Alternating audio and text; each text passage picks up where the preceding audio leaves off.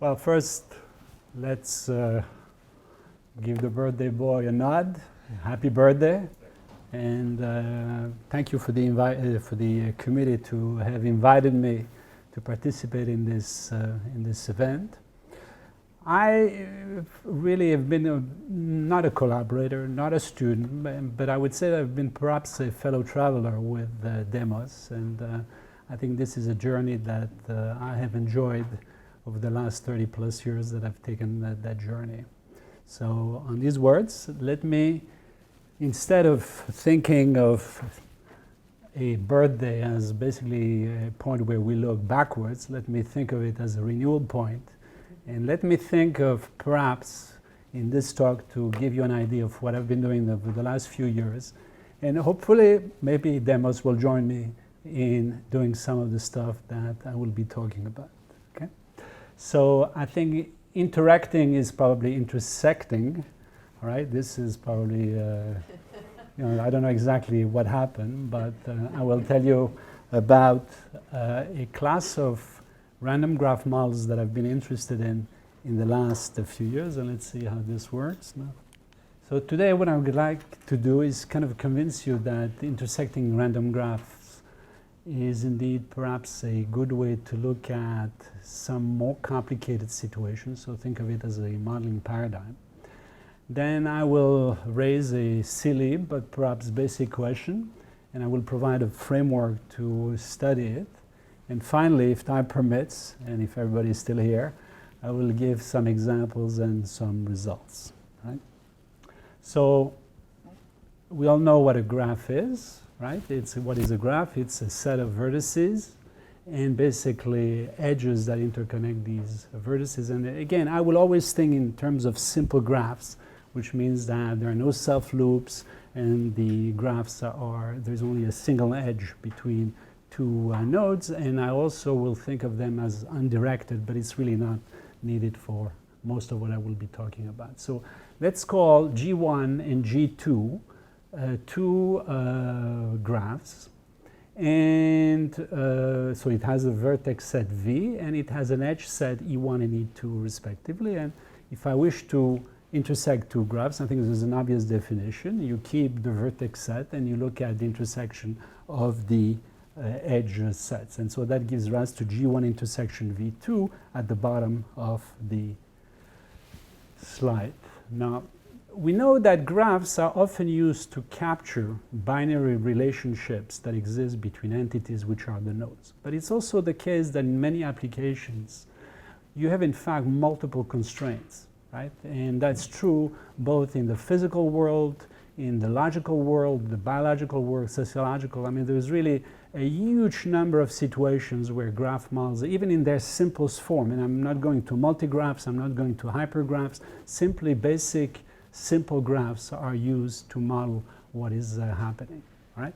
Now here, I would argue that, especially in the last few years, there have been a number of instances where you had situations where multiple constraints, and here what I've listed are three examples where you have very naturally two constraints. For example, the first one is in a wireless network, you may be in a situation, very naively, where the fact that two nodes may be adjacent is because they're within a certain distance, like in the disk model, and that allows perhaps communication to take place. I know it's a very simple model, but we'll take it as an initial condition. But it's not because two nodes are close to each other and in principle they have the equipment to communicate that they will necessarily communicate. There may be some fading.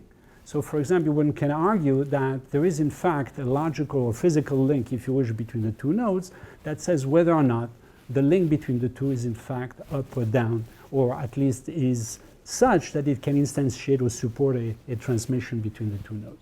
Similarly, if you keep the communication constraint as I've described it, you can think of situations where, especially in the cyber world that we live in these days, where sure, you can communicate with me, but both of us would like to have a secure communication, and there is a way of doing this through the exchange of not public key, but symmetric keys. And so the fact that you and I, we share at least a common key is a binary relationship that exists between the two of us. And finally, again, a very, very simple situation arises when we happen to be online all the time. I see people who are hiding their cell phone, right? I mean, we are online, we are on Facebook, on Twitter, whatever, right?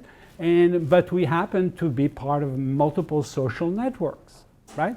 And so perhaps you may want to be interested in figuring out a little bit about what's going on in terms of the multiple social networks to which you belong. Now, it's clear that I'm giving you a binary view of the world, 2 constraints, but of course I could have multiple constraints as well, okay? Now, we have a random graph, we have multiple constraints. It makes sense now to start talking about random graphs. And what are random graphs? For me, a random graph is simply a mapping that is defined on some probability space and takes values into a set of edges over a set of vertices. That's all there is to it, okay? And I will write G, this funny G, V for the set of nodes, and that funny E to remind us that the set of edges is in fact generated in a random manner. Okay. Now what I've listed here is the kind of the zoo that is out there in terms of random graphs, starting with the so-called Erdős-Rényi graphs in 1959, all right?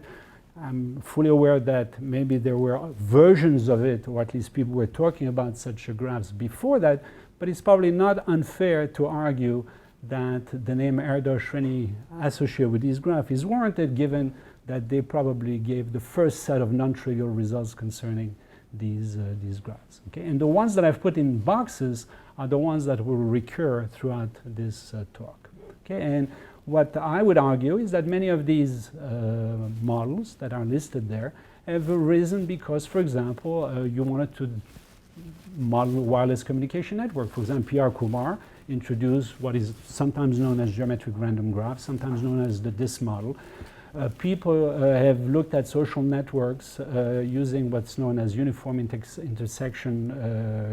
random intersection graphs to model acquaintances networks, affiliation networks, and so forth.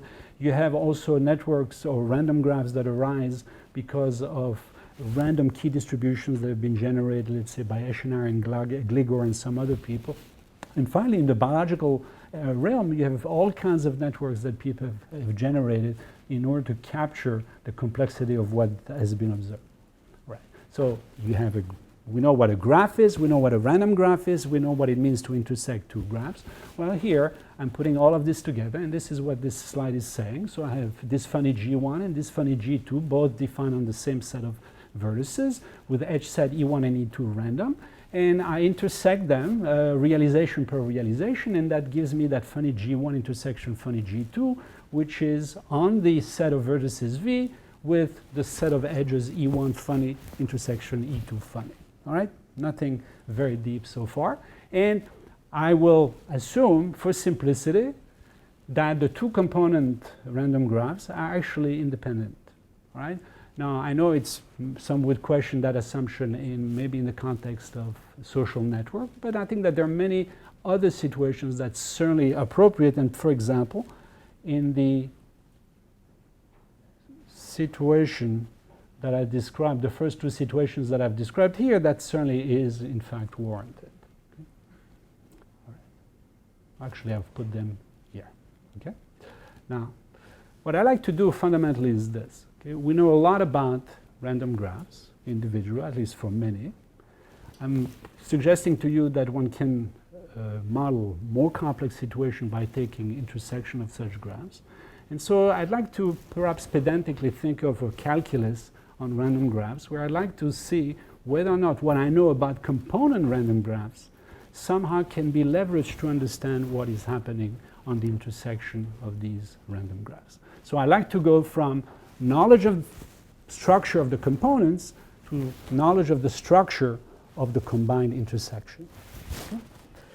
Now, that's a very natural objective, and I will do it by focusing on 2 properties. One is graph connectivity, and the other one is absence of isolated nodes. Now, why these 2 properties? Well, because I can do something about it. 2, because at least in some of the communities that I belong to, connectivity has an obvious operational meaning, right? I mean, nobody wants to be part of a cellular operator and not to operate on a connected network, all right? And finally, why absence of isolated node is that because connectivity is a global property, it's not easy to analyze, but it turns out that in many situations, you can get quite a bit of mileage understanding connectivity by looking at the absence of isolated nodes. And as I will show in a little bit later in the talk, there is in fact a way of going from the properties of isolated nodes to the property of connectivity. Right. Now here is an obvious source of difficulty which seems to suggest perhaps that my entire way of thinking is doomed. Why? Because suppose that G1 intersection is connected, so a realization of G1 and G2 is connected. Now that clearly implies that G1 and G2 both have to be connected, right? There's no other way. However, the contraposition is clearly not true. Consider the realization that I have here with 3 nodes. E1 has the situation where 1 is connected to 2, which is connected to 3, and E2 has the situation of 1 is connected to 3, which is connected to 2. So you have edge 1, 2, edge 2, 3 in the first one, edge 1, 3, edge 3, 2. I take the intersection, there's only one edge left, and clearly 1 is isolated, and clearly this is also not a connected graph. Okay, so you could argue that, what am I trying to tell you? All right. So clearly I got to put more into the hopper in order to make spaghetti here, right? And the setting that I will use is one that actually been used quite a bit over the years. In fact, was already started by Erdős-Rényi in their 1959 paper. And I'm going to put myself in a situation where instead of having one graph, I in fact have a family of graphs. All right? There will be some homogeneity, there will be a parametrization, and I'm going to be looking at a situation with extremely large number of nodes. Okay? And this is what I denote here, right? So I have n is the number of nodes, Vn, which is the set of nodes, is essentially 1 up to n. And for a parameter alpha that lives in some space or some subset of Rp, I'm going to have a graph Gn alpha. Now, what does that mean specifically? It means that if I look at the 3 pieces that I've put together, the parametric and the homogeneous, what I will require is that Lij alpha, which is a random variable that tells me if it's 1, there's an edge between I and j, and 0 otherwise in Gn alpha. I will require that these binary random variables are exchangeable, that's 1, and that their distribution, their joint distribution, is parameterized by this alpha. And then I'm going to add a little extra condition, but as we will see, I will even lie about this one, that common distribution, that joint distribution actually doesn't depend on n.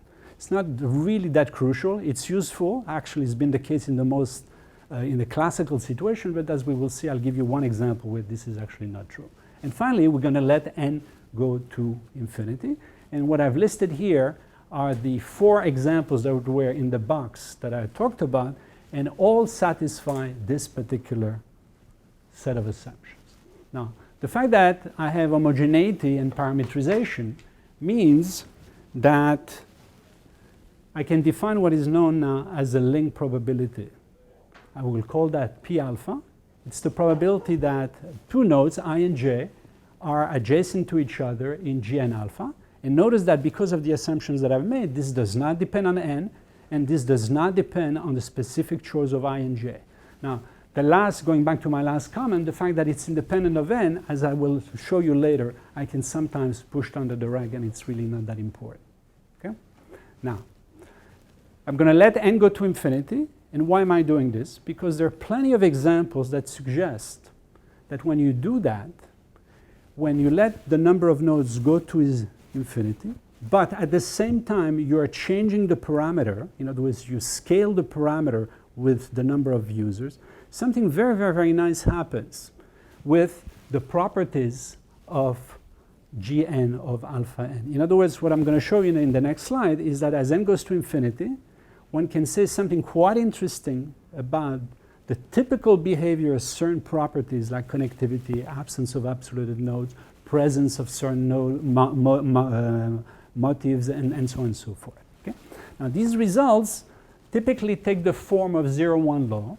All right? And what does that mean? Again, I don't want to be too technical here, but what I'm saying is that, what I'm trying to say rather, is that in that context, it's often the case that if you take a scaling alpha, where a scaling alpha is simply a way of taking alpha and changing it with n, right? You choose your favorite graph property, let's say connectivity, absence of isolated nodes, and you look for the limit of the probability that Gn alpha n satisfies that property.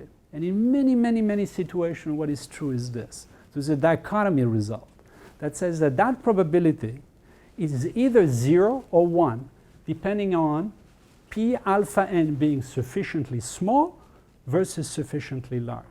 Again, I don't want to be technical and general and tell you what it means to be sufficiently small or sufficiently large, but let me go very quickly through these 4 comments. Okay? First of all, this is true for many properties. 2, the meaning of sufficiently small or sufficiently large is case dependent, and by this I mean it depends on the collection of graphs, it depends on the property, and to be sufficiently is in fact also up to graph, in the sense that there are a number of ways you can make sense of that. Okay? This is often associated with what people refer to as critical scalings. Right? Sometimes you hear the word critical thresholds, right? Which are scalings that operate as a boundary in the space of scaling. On one side you have the 0, on the other side you have the 1. Okay? And this also in some cases gives rise to sharp phase transitions. Okay? Now I should add, because we will see this in a little bit later, that sometimes the result which I expressed in terms of P alpha, all right, remember P alpha is the link probability for Gn alpha, that is not always true. Sometimes one need to replace P alpha by a proxy, P hat alpha. Why? Because perhaps the result is true for P alpha, but it's easier to express it in terms of P alpha or P hat alpha. Why? Because P alpha is either unknown, is very hard to calculate, while P hat alpha is in fact an extremely simple expression in terms of the parameters. And so that gives, if you wish, better operational significance to the result. All right? So now consider the following situation. I'm going back to my suggestion of studying these intersections in terms of what I know about the components. So now let me, always in the context of what I've described a moment ago, let me take 2 components, gk and alpha k. Okay? Alpha k is in some subset ak of some rpk, all right, when k is 1 and 2. Let's suppose that I am also in a situation where I'm focusing on a graph property that obeys the 0-1 law in the sense that I've described a moment ago for each one of the components. And again, let me assume for simplicity that I have mutual independence between these 2 graphs. Question? Well, you already know the question, right? The question is, does the intersection Gn alpha, which is described there, okay, which now depends on the parameter alpha, which is alpha 1 times comma alpha 2, does it also satisfy a 0-1 law? All right, that's one question that you'll want to ask. And does it always take the form that you would expect, which is that I can express it in terms of the link probability in that intersection graph. What is the intersection probability? Because of mutual independence, P alpha is P1 alpha 1 times P2 alpha 2, where Pk alpha k is simply the probability, the link probability in the kth component, okay, at alpha k. Right? All right. So let me first, before I give you some answers, let me take a silly detour to show you that sometimes it's trivial, but in most cases it's not trivial. Okay? And that gives me an opportunity to introduce Erdős-Rényi graphs, okay, which I will denote throughout by G and P. So P is between 0 and 1.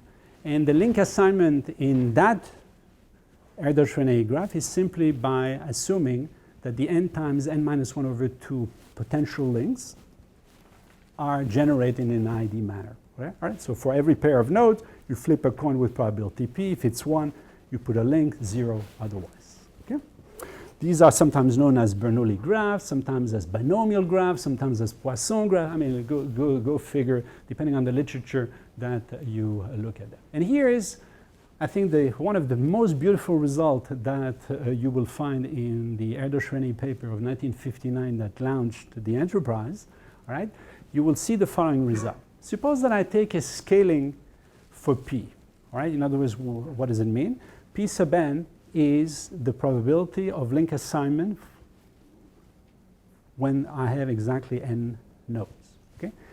You can always write it as log n plus gamma n over n, where gamma n is what I will call a deviation function, because what I'm thinking about is that I have the log n over n here, and I want to deviate from that log n over n. So that's why I call the gamma n the deviation function.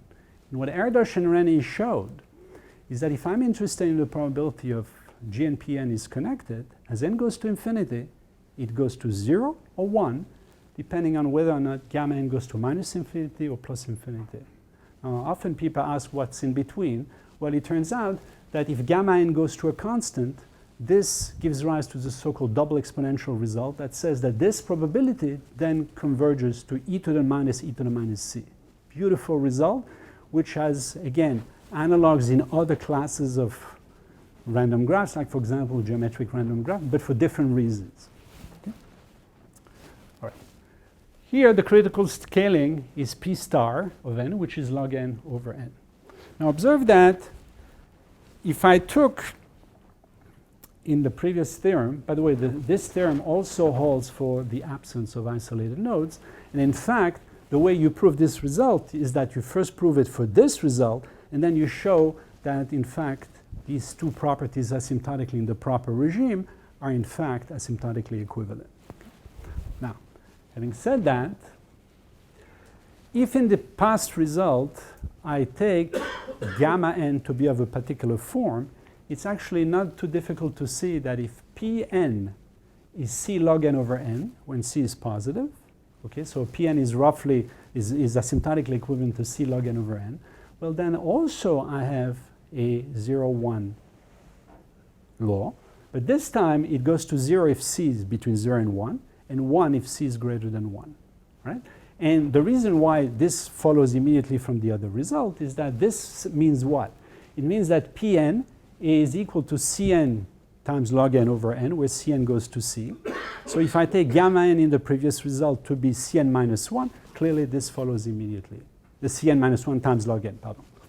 All right, so and again, this result also happens to be true for the property of absence of isolated nodes. Notice that the previous result is a much stronger result because it doesn't say anything about the way gamma n goes to plus or minus infinity. Here, because gamma n is Cn minus 1 times log n, I'm telling you something about the way it goes to plus or minus infinity.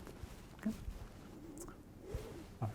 Now, let's now look at intersecting two Erdős-Rényi graphs. Right? So I have G1, which is GNP1, and G2, which is GNP2. Let me take the intersection.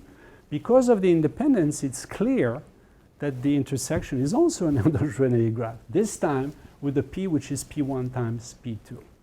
Now let's look at a scaling for the intersection, which is Pn, of the form C times log n over n. All right? So that means that P1 is P1n plus times P2n. All right? And what we know is that if C is between 0 and 1, we have this limit, and if C is greater than 1, then we have 1 as the limit. All right? This is what was on the previous slide. Right? So now take C is equal to 1/2. C is equal to 1/2 clearly tells me that the intersection is disconnected, has isolated nodes. Okay? On the other hand, I can always think of P1n, or I can take P1n and P2n to be equal and to be the square root of 1 over 2 log n over n. It's not too difficult to see that this divided by the critical scaling goes to infinity, which means that this is much larger than the critical scaling, which means that in this case, each one of the components is satisfying a 0, 1 law, but the limit is 1. So here's an example where both can be, in fact, very, very much connected, yet the intersection is not going to be connected as n goes to infinity, right? Now, you're going to say, well, I'm cheating. That's true. I'm cheating. Why? Because I know that the intersection of two Erdős-Rényi graphs is still an Erdős-Rényi graph. And so I can apply to the intersection, I can apply the theory that is already available for the Erdős-Rényi graphs. The question is, can I do something in non-trivial situations where I cannot tell you that the intersection happens to be a graph in a class that I already know, for which I already know quite a bit. And what I'd like to report today is that indeed I can do that. Here are two examples that I will talk about.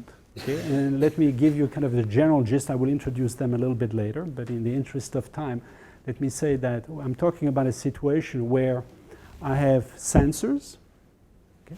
Sensors can communicate. We are in the so-called full visibility case, which means that everybody can hear everybody else. However, there is a possibility that there might be some fading on individual links, the fading being represented by this 0,1 valued random variable with probability 1 minus p and p.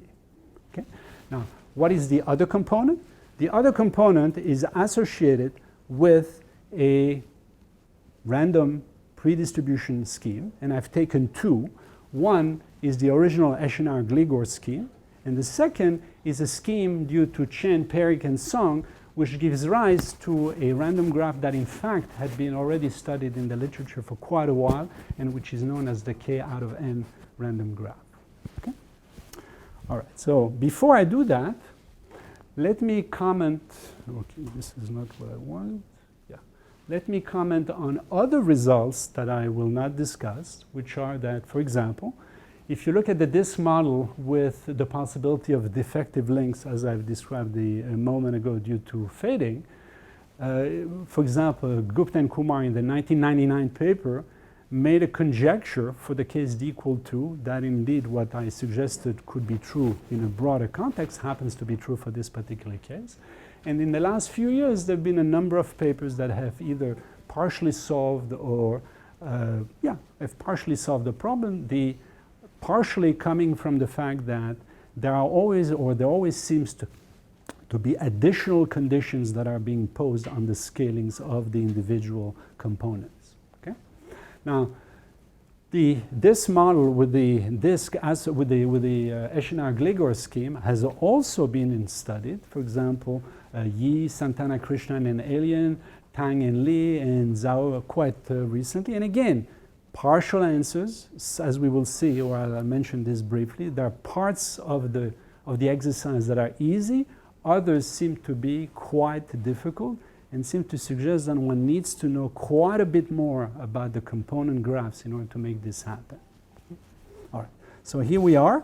How much more time do I have? About 20. 20 minutes, wow. All right, I have a captive audience. Okay, so you'll be out 5 minutes. Yeah, I was going to say, time flies when you have fun. But 5 minutes, 6 minutes, 7 minutes? All right. 20 minutes. Good. So already only... So how many? So how many? 15, all right. Don't give me anxieties here, all right? All right. So the first results that I will describe deal with the following model where, as I've said, there's a graph that I will describe to you in a moment associated with the Eschenauer-Gligor pre-distribution scheme, and we'll be in a situation where links can be up or down. Very, very naive communication model. I will be the first one to admit, don't throw the tomatoes, all right? I'm fully aware of it, but it's just a kind of a trial balloon to see whether or not you can do something, because if you're going to do something in that case, then I gotta worry, I have to say, all right? All right, so what is the Eschenauer-Gligor scheme? Very, very simple. You have a set of keys. It's known as the key pool, all right?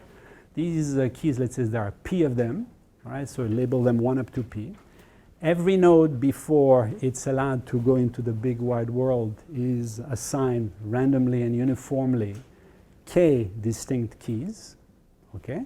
So if theta is the pair pk, then ki theta is the random set of keys that are associated to node I.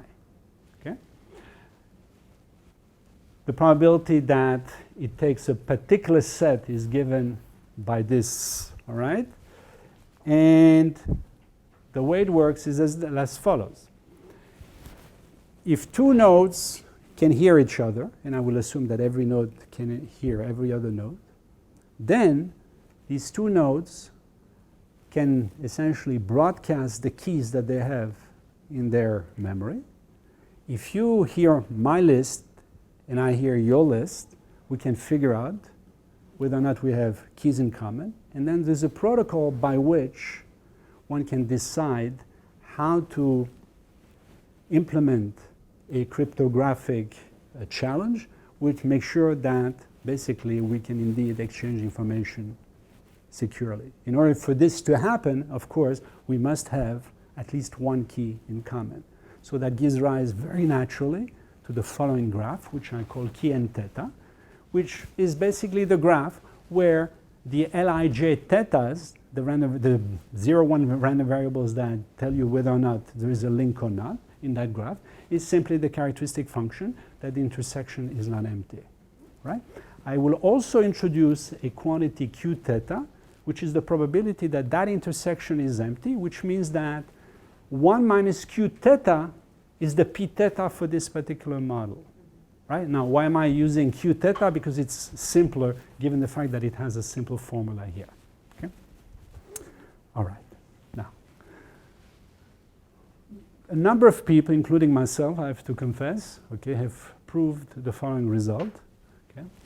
Suppose that I take 1 minus q theta n. I remind you, this is the probability of link assignment between two nodes in that k n theta graph.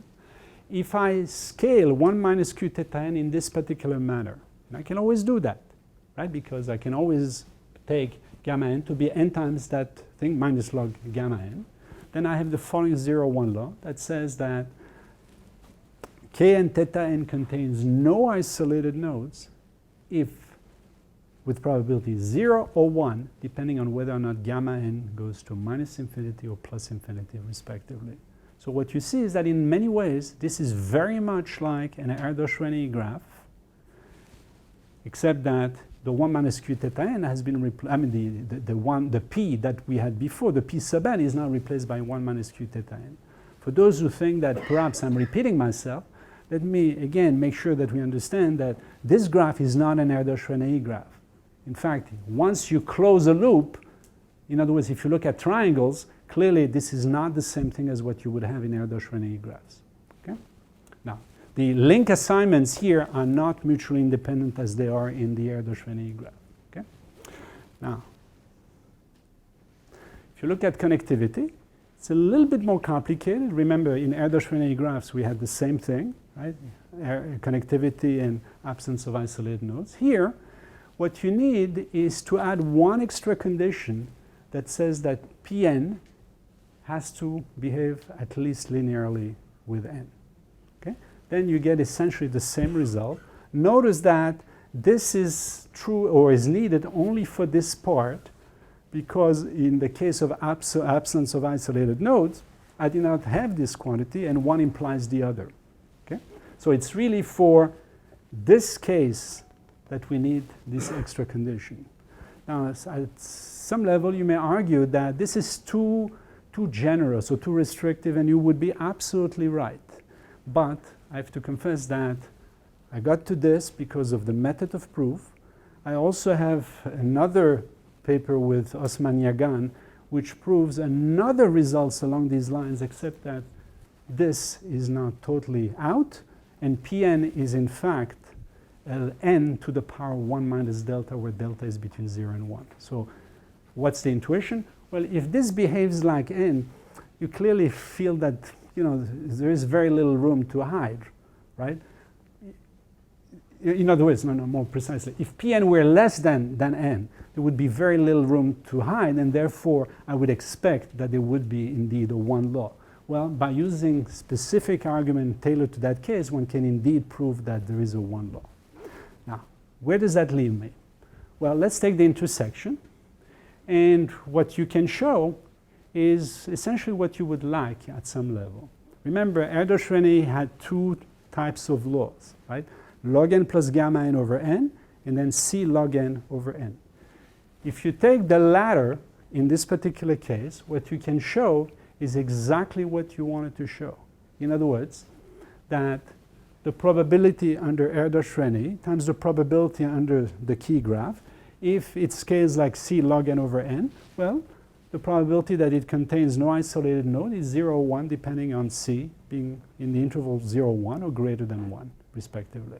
So you indeed get exactly what you want. A little bit of history. Yagan proved this result under the additional condition that Pn log n had a limit. What you can show using the method of subsequences that it actually doesn't matter. And the reason for that is that the limits were either all zeros or all 1. And therefore, that's the reason why this additional condition wasn't actually required.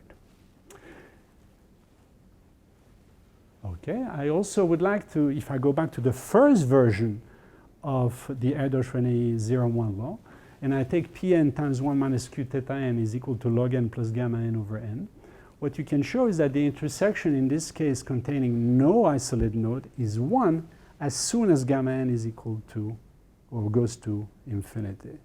Okay? So this is something that we've shown in 2015. The question, of course, is what happens with the zero law for this more delicate zero law, right? For this more delicate formulation. Well, it turns out that you can get a result.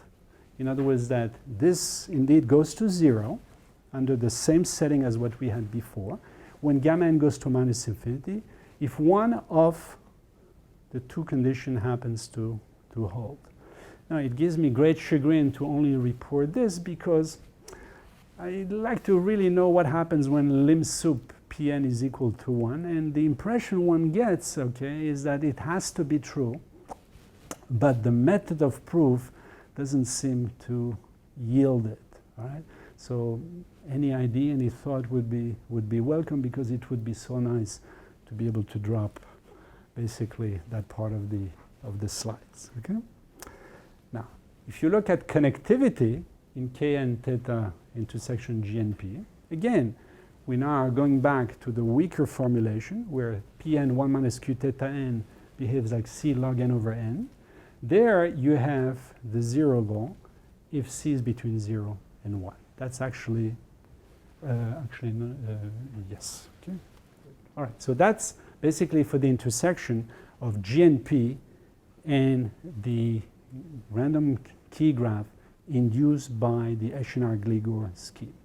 Now, once Eshnar and Gligor came up with their scheme, it was a bit of a, how shall I say, a production factory in terms of generating.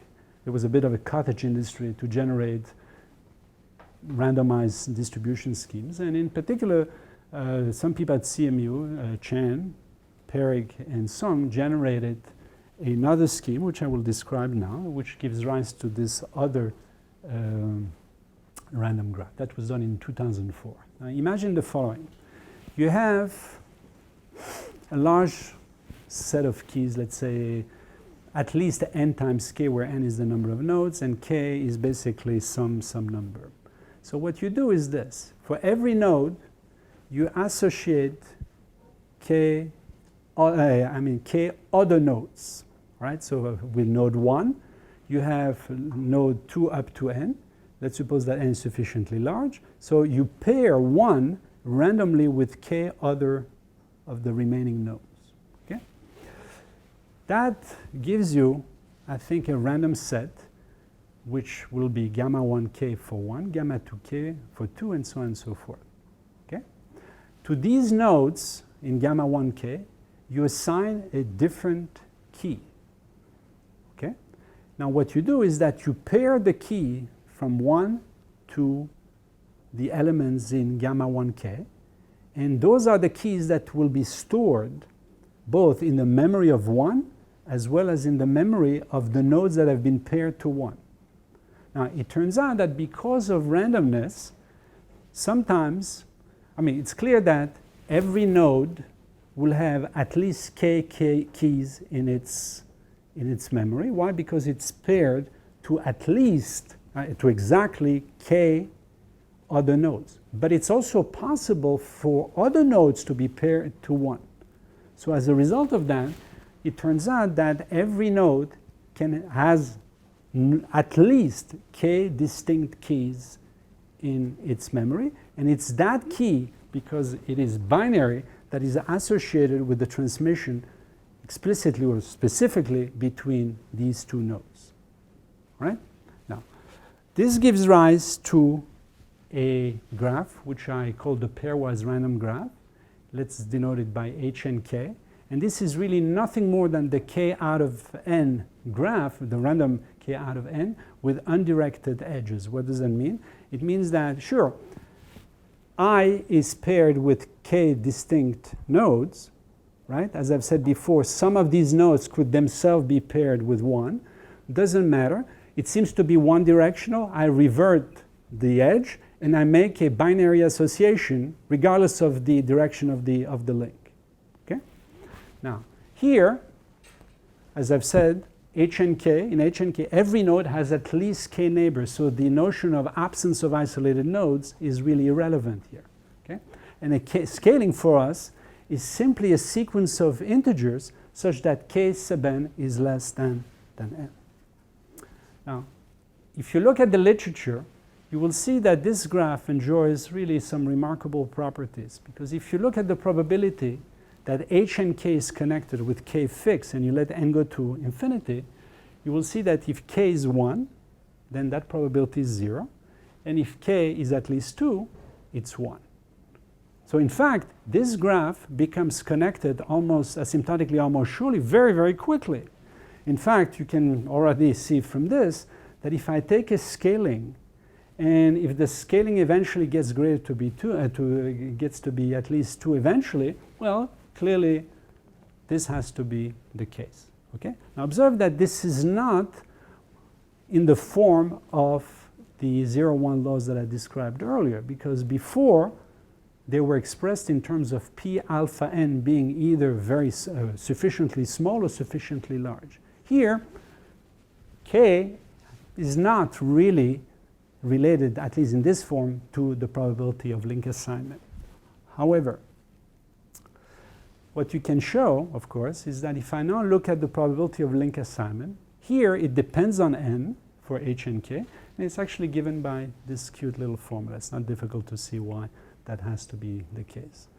Now introduce this threshold function, all right? I mean, it seems a little bizarre. Then again, I don't want to go into the details as to why this comes about, but you look at this, you put everything in the hopper, and what you get is this result here, which says that if I take Pn, if I multiply it by 2kn minus kn squared over n minus 1, and I make it behave like c log n for some c, then whenever Pn converges to some p star in 0, 1, then you have a beautiful 0-1 law that says that it's 0 if c is sufficiently small, and it's 1 if it's sufficiently large. And where is sufficiently means against tau of p star, where p star is that limit. Quite surprising, and at this point you say, well, but you know, you started on this big project, you gave me one example for Eschner-Gligor, but here it has nothing to do with anything. Well, not so. Why? Because if I look at this expression over there, right, and I multiply by n minus 1, what do I get? I get that it's Pn times Pn Kn. So what do we have there? We have as the condition, we have Pn times Pn Kn, which is the probability of link assignment in the intersection graph, against what? Against c log n divided by n minus 1, but that's the same thing as c log n over n. So what you see is that you have very similar as before, a very similar result as before, except that now the threshold is no more 1. It's this funny expression. Again, I don't have time to explain why this is so. Okay? Turns out that for this particular model, remember, h and k always doesn't have isolated nodes. All right? We know that Erdős-Rényi has a 0-1 law for connectivity and absence of isolated node, which is the same. Well, it turns out that here, it looks like Erdős-Rényi dominates, and you get in fact exactly the same result for connectivity. Okay? I will stop here because after that it means going into the weeds. All right, what are the conclusions? Conclusion is that, one, it was fun, it was interesting. It took me places where I didn't think I would go. And it again shows that even though you may want to look at models that are a little bit more complicated but not too far off from what you already know, well, the going is always not easy. Sometimes it's trivial, or at least parts of the result are trivial, but the other part, without the additional conditions, don't seem to be true. And there are situations where it's in fact almost impossible to figure out what is what. Okay? On these good words, again, happy birthday. I wish you many, many, many years, okay, of health, prosperity, and top research, and to you and your family. Right? Because you already had a very complex network, even if physical, to make everything working, and now you have to make it work on the virtualized platform where the things could